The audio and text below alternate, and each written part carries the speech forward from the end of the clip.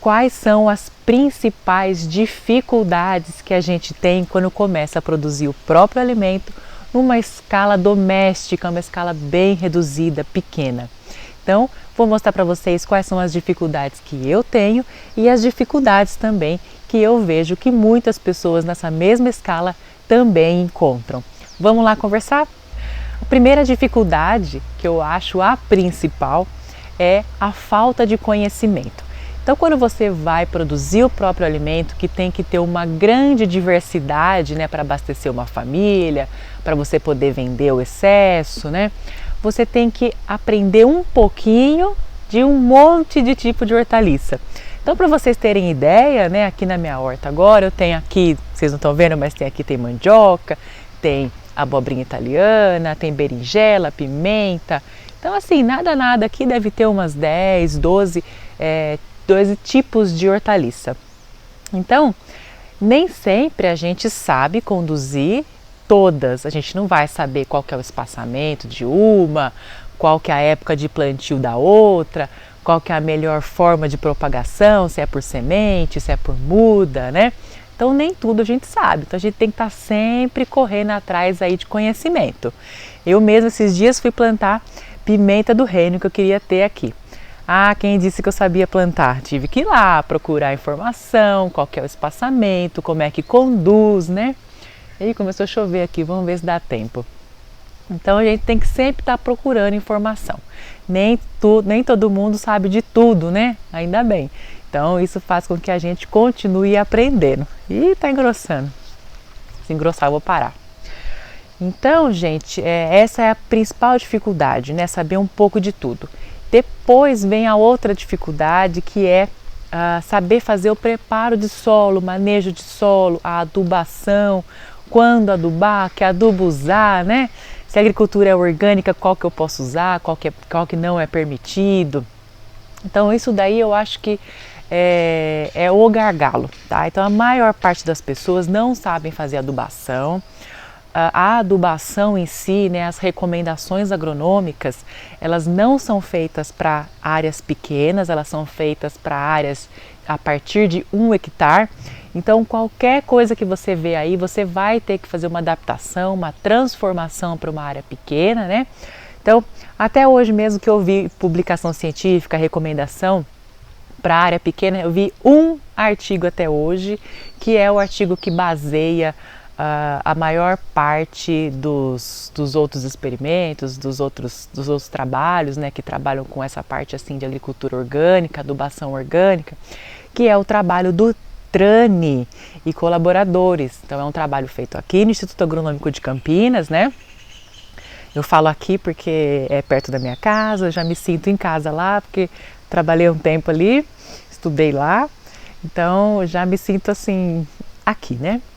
Aí, esse trabalho eu vou deixar aqui para vocês, tá? É um trabalho que ele dá a recomendação por metro quadrado de adubo orgânico, né? Então tem vários tipos de adubo orgânico que ele recomenda e vários tipos de hortaliça, tá? Então, o que eu encontrei até hoje nas minhas pesquisas é o único que fala em metro quadrado. Então, toda adubação que eu passo aqui, que eu faço, né?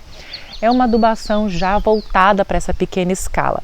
Então a adubação, quanto que você tem que colocar de calcário, de fosfato, de adubo orgânico por metro quadrado, ou se for linha de cultivo por metro linear. Então já é tudo adaptado, né? Porque quando eu comecei a plantar, eu tinha que fazer as transformações. Então eu sabia quanto que eu tinha que pôr por hectare, transformava para metro quadrado. Então eu sempre fui fazendo essas transformações, até que eu fui e fiz a minha tabela de recomendação. E esse trabalho do Trani me ajudou muito a fazer também essa recomendação de adubação. Esse trabalho é base da recomendação que eu faço para os clientes e alunos, tá? Então, gente, tem essa parte toda também de pequena escala, que a ciência, a agronomia, né, o estudo e o desenvolvimento de técnicas não são voltados para pequena escala. Da mesma forma, manejo de praga e doença. Tudo que a gente vai ver de aplicação de cauda, de amostragem para monitoramento, é tudo para área grande. Então a gente não consegue com facilidade fazer essa transformação, dividir nossa área em talhão, porque aqui a gente, né, praticamente só tem um talhão, né, por mais que tenha variedade. Número de amostragem, né, eles recomendam 40 amostras por talhão. Imagina 40 amostras por talhão. Aqui eu tenho 8 pés, 6 pés de mandioca, eu tenho, nunca vou ter nem 40 de alguma coisa, né? Então, tudo muda para essa realidade aqui. Eu tenho que fazer essa adaptação. Então, gente, a gente tem que estar sempre buscando conhecimento. O que eu recomendo para vocês é buscar um conhecimento de qualidade, né? Um conhecimento que tenha fundamento. Onde que vocês encontram bastante coisa para ajudar vocês aí nessa interpretação. É muito difícil você achar tudo o que você precisa numa publicação só, num livro só, né? Não tem isso ainda, tá? Tem o meu que eu estou escrevendo aqui, né? Inclusive, se você quiser baixar, tem o meu e-book grátis, já dá uma boa noção de luz, como é que funcionam as plantas, implantação de horta. Tem bastante coisa legal lá, dá para você conhecer mais de 30 tipos de pragas e doenças. Pode baixar que é grátis, me procura aí, veja se tem algum link, alguma publicação que tem. Tá? Então você tem que ir procurando, procura uma coisa aqui, uma coisa ali, para ir juntando as informações. Então sempre que vocês forem procurar, procurem Embrapa. A Embrapa tem muita publicação gratuita e é de altíssima qualidade. A EPAGRE é uma instituição de pesquisa da região sul e eles têm muita coisa legal, tá? Muita informação boa. Tem também o Senar. O Senar é uma instituição que presta consultoria, assessoria, né, técnica a agricultores. Então eles também têm bastante coisa. A Emater tem bastante coisa. O Ministério da Agricultura também tem. Então você tem que ir procurando. Mas tudo isso que eu falei, que se você for procurar, né, pesquisar, você vai encontrar as unidades, né, para grandes áreas. Nessas unidades você fala em hectare, que são 10 mil metros quadrados. Então você vai ter que fazer uma transformaçãozinha, igual eu venho fazendo também aqui na minha área há alguns anos, tá? Então você faz essa transformação aí de unidades para você pôr em prática lá na sua pequena escala, ok? Então essa daí de conhecimento é algo que deixa a desejar, tá? E assim, a maior parte das pessoas que plantam nessa escala vão para o nível mais amador. Então pega uma dica ali, uma dica aqui, né? Então não tem um treinamento, um curso, né? Com uma formação mais embasada na agricultura normal, em grande escala. Então, eu mesma quando eu comecei aqui tive que voltar a estudar para poder aprender tudo de novo, né? Relembrar, aprender.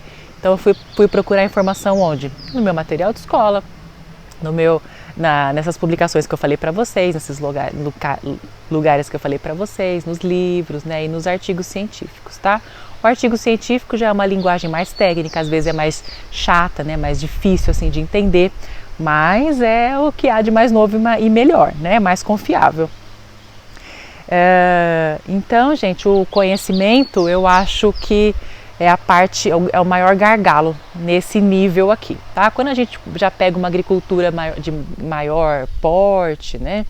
Seja um médio produtor, grande produtor, aí não, aí eles têm já tudo que eles precisam, né? Eles têm um agrônomo à disposição, eles fazem os experimentos dentro do campo deles para avaliar semente, para avaliar adubação. Então, as próprias empresas já montam os experimentos lá para vender, né, para eles. Olha, eles montam na área deles um experimento mostrando que aquele adubo é melhor do que o outro que ele está usando, tá? Então, eles têm tudo à disposição deles. Agora, a gente aqui fica caçando grão de milho por aí, né? Mas eu tenho trabalhado bastante nessa área de pequenos produtores, né? Geralmente pessoas que produzem o próprio alimento e consequentemente vendem o seu excedente, né? É muito difícil uma pessoa que tem uma chácara, que tem um sítio, não ter excedente para vender. Pra você ter uma ideia, se você tem aí 50 metros quadrados, você vai conseguir produzir alimento para uma família de 5 pessoas, tranquilamente. Agora, Se você tem mais que isso, você já vai ter excedente para você poder comercializar e ter uma renda extra, tá? Então, para quem tem um sítio, para quem tem uma chácara, começa produzindo o próprio alimento, aprende a fazer direitinho essa produção e depois vai aumentando aos poucos, né? Para também já não dar aquele passo maior que a perna, não conseguir fazer as coisas direito, não ter sucesso na produtividade e aí começa a se frustrar e começa a largar. E é muito comum as pessoas se frustrarem que não estão conseguindo e abandonar. Abandonar a horta, abandonar pomar e prefere comprar, tá? Então, se você vai devagarinho, vai aprendendo e aí você vai aumentando aos poucos, aí você vai conseguir, tá? Então, agora outra dificuldade também, depois que a gente aprende, que a gente sabe o que tem que usar, é na hora de comprar. Por dois fatores, tem muitas coisas que a gente quer comprar, mas a gente não pode. Por exemplo, produtos como fungicida, produtos de controle biológico, só podem ser vendidos se você tem um CNPJ de produtor rural, porque eles são produtos que são regulamentados por lei, né, devido a perigo ao ambiente, à pessoa que aplica. Então você só pode comprar se você for um produtor rural com CNPJ ou se você contratar um agrônomo, né, como eu, e te der um receituário agronômico. Aí esse receituário você pode comprar o produto. Só que para você ter um receituário você tem que contratar o agrônomo, né? Então é inviável para quem tem uma área pequenininha como essa. Você não vai pagar um receituário, que eu vou ter que ir lá no CREA tirar a RT. Então é um gasto que eu vou ter e que eu preciso repassar. Então, para pequena área assim, não é economicamente viável. Então, a gente só pode usar aqueles produtos que estão à nossa disposição. Então, por exemplo, assim, o controle biológico. Alguns você consegue comprar, por exemplo, Bacillus thuringiensis você consegue comprar de pacotinho pequeno e tal, e numa versão assim mais amadora. Agora, se você quiser o Bacillus thuringiensis numa cepa, né, numa coisa que é mais eficiente, que ele funciona melhor, você não consegue comprar sem o CNPJ. Aí você tem que comprar. E alguns fabricantes de produtos, eles conseguem registrar junto ao Ministério da Agricultura aquele produto como um fertilizante. Por exemplo, aqui a gente usa bastante calda bordaleza, calda sulfocálcica, calda viçosa. Então são 3 produtos que a gente pode utilizar como fungicida e eles têm fabricantes que registraram como fertilizantes. Então, como é fertilizante, a gente tem livre acesso. Se tivesse sido registrado como fungicida, aí a gente não poderia ter acesso sem o CNPJ. Então a gente fica meio restrita, mesmo produtos que não são de baixo impacto ao ambiente e às pessoas, a gente não consegue comprar, como o controle biológico, tá? É uma legislação que tem que ser obedecida, afinal de contas existem muitos produtos que são extremamente tóxicos, então só pode vender realmente aquelas pessoas que vão saber manusear, que foram instruídas por algum técnico para saber a dose, modo de aplicação, como que tem que colocar a roupa de proteção, para que não ocorra nenhum acidente. Mas a gente acaba se prejudicando em outras coisas. Então, isso é uma coisa que precisaria ser assim revista para favorecer aquele também que não tem o CNPJ, mas que quer fazer uso dentro de um sistema agroecológico de produtos que não causam alto impacto, né? Que são de baixo dano ambiental, ok? E outra coisa também desses produtos é as quantidades. Geralmente quando a gente vai comprar um produto que é um produto realmente profissional, as quantidades são maiores. Então, por exemplo, aqui eu tenho esse controle biológico que eu comprei aqui, olha o solzinho de chuva. Eu não vou abrir aqui que eu tô sem luva, sem nada, tá? Mas aqui é um controle biológico, eu deixo ele na geladeira, só tirei para mostrar aqui para vocês. Vende, mas é de quilo. Então ele é caro, deve custar, eu acho que eu paguei uns R$ 250 o quilo. E quando eu vou preparar minha calda, eu uso 5 gramas, 10 gramas. Então para mim a quantidade é muita, é caro porque eu tenho que pagar o que eu tô comprando, né, 1 quilo. E acaba vencendo, então eu perco. Então se eu não tiver com quem repartir isso, eu acabo perdendo. Tá? Então isso não é bom também. Da mesma forma os adubos, né? Quando você vai comprar um calcário ou você vai comprar um fosfato, os sacos são grandes, nem sempre você consegue carregar, não tem lugar para armazenar. Então, e se você vai comprar ele numa versão bem pequena, nossa, é muito mais caro. Pra você ter uma ideia, aqui eu sempre recomendo fosfato na forma do Iorim, né? Iorim Master, porque já tem um fosfato que é aceito pela agricultura orgânica, é uma fonte de fosfato silicatada, então tem baixa solubilidade, já tem um pouco de micronutriente, então eu sempre recomendo ele. Aí eu pago R$ 115, ele é um produto mais caro, né? Diferenciado. R$ 115, um saco de 40 quilos. Mas agora eu vi lá que Iorim fez uma linha de 1 quilo. Então, para quem tem vaso, para quem tem as coisas, é uma linha maravilhosa. Eles têm que fazer linha doméstica mesmo. Aí, só que o preço é muito maior. Num quilo você vai pagar aí uns 15, 16 reais. Já num sacão grande, você paga 115, mas são 40 quilos. Então, se você fizer aí o preço por quilo, você vai ver a diferença que é de um para o outro. Tudo bem que tem o seu custo, né? Tem uma embalagem bonitinha. Se não for bonitinha, você não vai querer comprar, né? Porque aqui a nossa é no saco de ráfia, né? Aquele saco de adubo normal. Mas é muito mais caro. Então, as quantidades não são adequadas muitas vezes para a gente.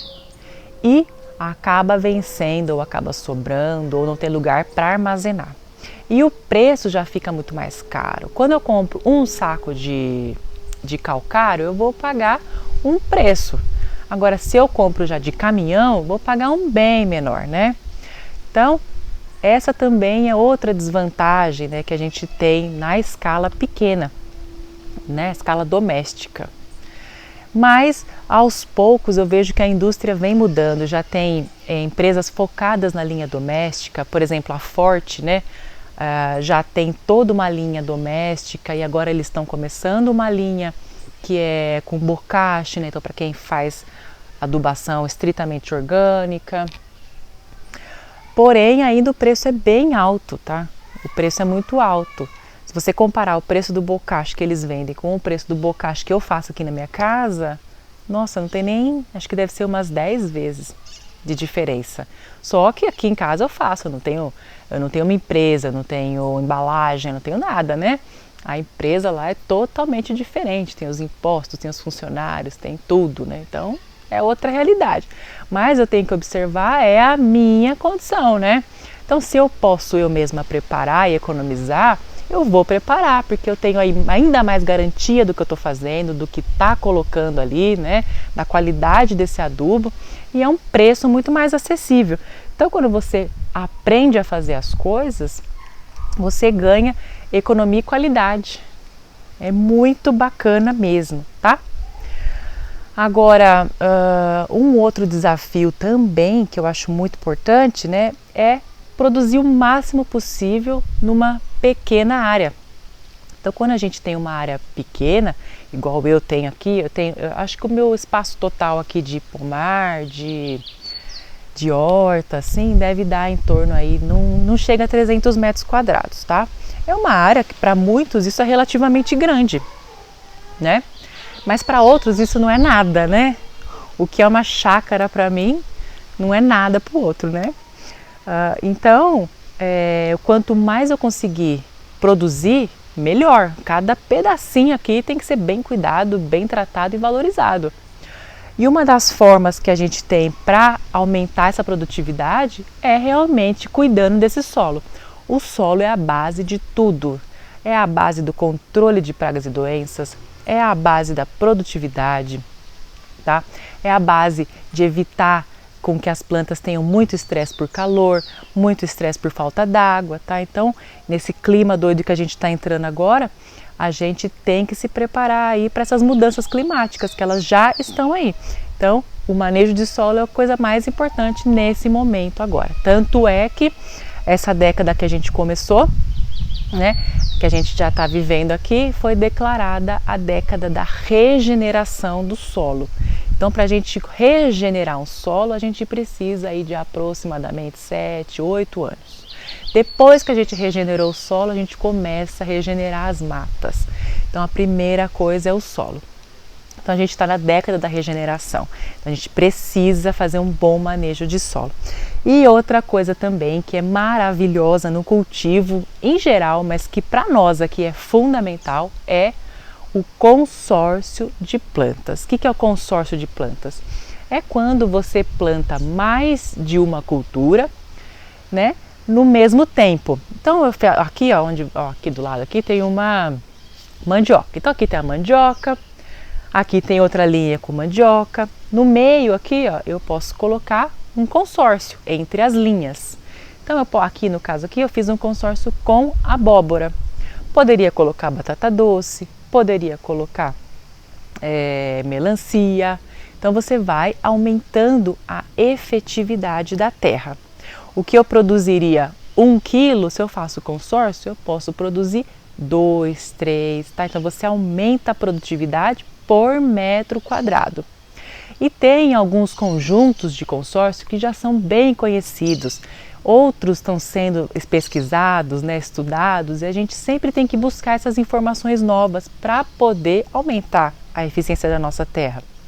Então, o consórcio, por exemplo, de abóbora com mandioca já é uma coisa muito antiga, né? A abóbora, mandioca, milho também é muito antigo. Isso daí já é uma coisa que já é tida, né? Um fato que o negócio funciona bem. Então, os pequenos produtores, né, já usam isso há muito tempo. Agora, tem algumas coisas que estão sendo agora que é muito bacana. Por exemplo, o consórcio do pimentão com as hortaliças. Então, você pode colocar os pimentões, igual aqueles ali, você pode colocar eles no meio do seu canteiro e produzir ao lado. Você pode fazer no meio do seu canteiro, colocar cebolinha, salsinha. Então, você não precisa ter o canteiro para cebolinha e salsinha. Não, no meio lá do seu canteiro, você coloca a salsinha, cebolinha ou coentro, o que você preferir. E dos lados você continua com as linhas de produção normal, não interfere em nada, tá? Então, no lugar que você produziria só alface, você está produzindo alface, salsinha, cebolinha. Então, você aumenta a produtividade. Aqui, se eu tivesse com uma linha só com pimentão, né, estaria produzindo apenas o pimentão, mas ali eu estou produzindo pimentão, do lado tem beterraba, um pouco de almeirão, então eu aumento a produtividade por área. O segredo é você saber juntar plantas que sejam favoráveis, né, que melhorem a produtividade entre elas, porque tem plantas que não se dão bem, tá? Se você fizer consórcio com elas, elas não se dão bem. O tomate, por exemplo, não gosta de consórcio, tá? Até agora eu não vi nada, nenhuma planta aí que vá bem com o tomate. Pode ser que a gente até descubra ainda, mas até agora não sei. Então tem que ser plantas que, né, se conversem ali, que uma favoreça a outra. Da mesma forma, arquitetura. Uma planta que é alta, igual a mandioca, você coloca uma outra planta que é rasteira, para você não ter muita competição entre elas, ok? Então o consórcio ele veio para ajudar nisso, nessa maior eficiência por área, tá? Fora isso, em pequena escala, também coisas de muita eficiência por área é o cultivo indoor, com iluminação. Então, onde você poderia produzir, em 1 metro quadrado, que você pode produzir 10 pés de alface, se você colocar o cultivo indoor, né, em prateleiras, assim, naquele mesmo metro quadrado, você pode erguer 5, 7, 8 prateleiras, né? E aí você faz 8 vezes o cultivo, né? Ao invés de fazer 10, você no metro quadrado, você produz 80, 70. Então você aumenta muito. Só que você também aumenta muito o custo, né? É um outro tipo de cultivo, é uma outra realidade, mas que tem uma grande eficiência por área também, bom? Mas aqui eu gosto assim, na terra, né? Aquela coisa toda mais natural, porque eu tenho esse espaço. Então, quando a gente tem uma terra, a gente tem que honrar, a gente tem que aproveitar, né? Porque são poucas pessoas que têm essa oportunidade. Se você tem que honrar, né? Então, gente, eu acho que esses são os grandes desafios na produção em pequena escala. E fora isso também que essa pequena escala aqui, você mesmo produzindo numa escala igual essa daqui, ó, você pode depois começar a ter uma renda. E depois que você tiver uma renda, você pode se tornar um agricultor familiar. Um agricultor familiar, ele é quando você recebe que você pode ser considerado um agricultor familiar, você pode ter acesso a políticas públicas. Então, você pode ter acesso a financiamentos, você pode ter acesso a assistência técnica que algumas prefeituras têm. Então, isso daí também abre um leque para você, tá? Mas aí para você enquadrar em agricultura familiar, você tem que ter uma área aí de até 4 módulos fiscais, né? Então, cada cidade, cada município tem um módulo fiscal que vai aí de 5 até 110 hectares, né? Então, dependendo da sua cidade, é um módulo fiscal. Então, se você tiver até 4 módulos fiscais, quem for o gestor mesmo, administrador da área, for da família, né? For o proprietário, alguém da família, e parte daquela renda, parte da renda da família vier da agricultura, aí você pode ser classificado como um produtor rural. Aí você vai ter que tirar sua documentação, né, que atualmente é o DAP, né, que tá para mudar aí para o CAF, mas até agora é o DAP. Aí você faz o DAP, né, que é como se fosse um RG do produtor rural, e vai ter acesso às políticas públicas, os empréstimos do Pronaf, você pode vender também para as merendas de escolares, principalmente quem é orgânico. Então você vai ter esse acesso. Agora, quem é da escala doméstica, né, que não é um agricultor rural documentado, né, não tem acesso a políticas públicas, a empréstimos, a financiamento, assistência técnica, não tem nada, tá aí sozinho na luta, tá? E procurando ajuda assim na internet, né? Que a internet ela pode ter todos os defeitos do mundo, mas ela conseguiu democratizar muito conhecimento bom, não é? Se não fosse a internet, eu não estaria passando o que eu sei, o que eu aprendi, e como eu já aprendi muita coisa aí nos canais por aí. Então, sempre que eu preciso de uma coisa, eu vou lá, pesquiso, né? Então eu já sei quem que é minhas boas fontes, quem que não é tão boa fonte, né? Você tem que ter um discernimento aí também para passar um pente fino. Mas é o que permitiu, é o que a gente está usando e está indo, né? Tá dando certo. Então, gente, os grandes desafios, na minha opinião, são esses, tá? Então, eu tô aqui para ajudar nessa parte de conhecimento. Se você quiser aprender, segue comigo e baixa meu e-book lá, que é gratuito.